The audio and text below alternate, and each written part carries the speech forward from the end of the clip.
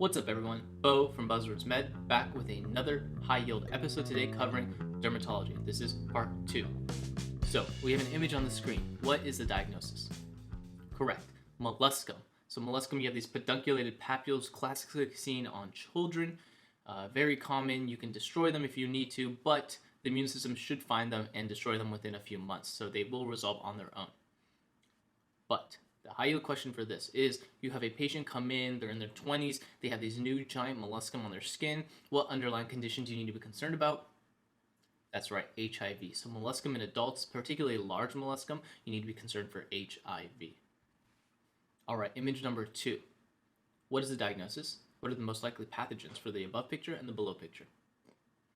All right, so the general diagnosis is impetigo. You see these honey-crusted lesions on the top, around the mouth, around the face. That's very common for these lesions, and most common pathogen for the top, right, group A strep.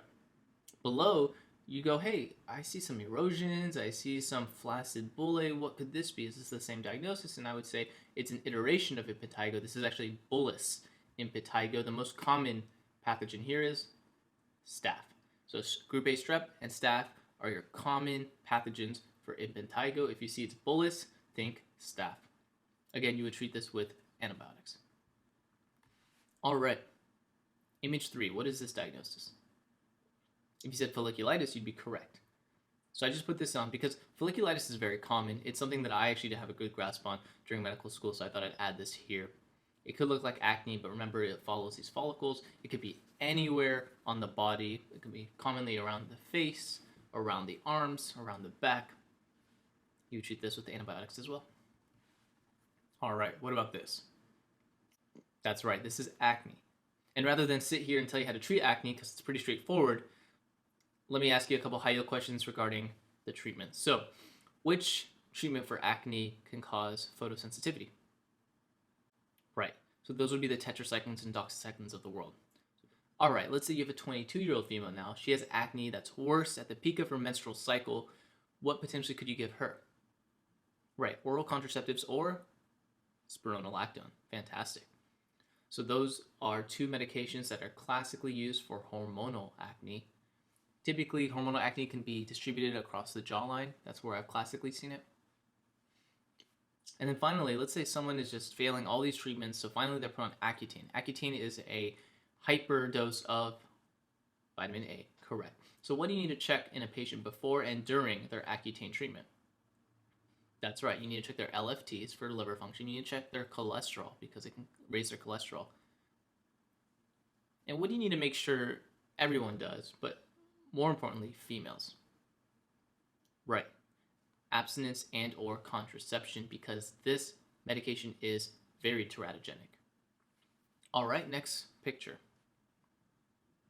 If you said scabies, you'd be correct. So what's the hint that it's scabies? Well, you see some linear excoriations. You see them around the hands, which is most common for scabies. Scabies can go anywhere though, so don't just get confused. If it's not on the hands, don't think, oh, it's not scabies. I mean, it can be in the axillae, it can be on the neck, it can be in the genitals, it could be anywhere. So most commonly on the hands. So if they show you hands, they show you linear excoriations, they show things that maybe even look like pimples, think scabies. And then what's the treatment for scabies?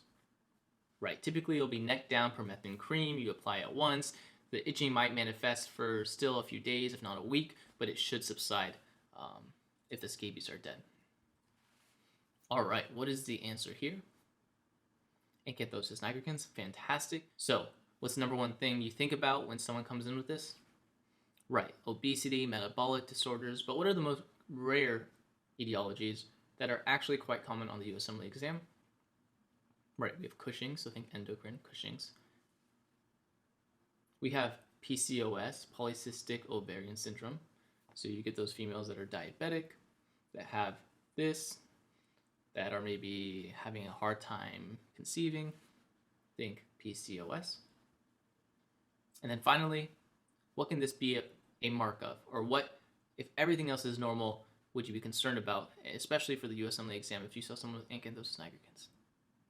Right, underlying malignancy, particularly GI neoplasm. So, to review, metabolic syndrome, obesity, Cushing's, PCOS, underlying malignancy. A lot to know for this one condition. All right, next image. What is this? This is Pitoris rosia. So classically, they got to show you the herald patch because that's the key indicator. You get this nice patch with some crust on the edges. You'll have these scattered macules, scattered papules. They're red, they're itchy. Sometimes they're on the back and they can follow the lines of the back and they look like a Christmas tree pattern. And this will resolve on its own. The high yield point here is a lot of physicians might confuse this with another condition. Any ideas? Right, so you can have other fungal conditions, but you can also have a bacterial infection that looks similar to this, and it's more important to aggressively treat that. Let me give you a hint. Let's say someone comes in with this and a physician gets an RPR. What are they checking for? Right, syphilis. So secondary syphilis could look similar to this, so it's important to rule that out. And this was Pitoris rosia. All right, here we have squamous cell and basal cell cancers. The high yield points here is basal cells the most common. They're the pearly papules. Squamous cells are close second. They're typically more erosive, maybe a little ulcerative. They can bleed. They can be found in lesions of chronic trauma. Squamous cells found on the lips and the ears are more likely to metastasize. So those are the high yields. If you want to treat them, you cut them out. If they're in sensitive areas or on the face, you'll use Mohs surgery most likely. But that's about what I think is important for these two cancers. And finally, you have these. This is what? Melanoma.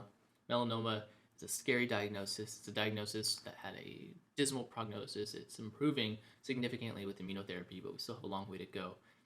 I think the classic things to know for melanoma for the board exams, because treatment is so complex, is just the ABCDEs, know when to suspect that a mole is more malignant or is more concerning in need of biopsy. So that's what I would know for melanoma. Beyond that, I think is outside the scope of the USMLE exam.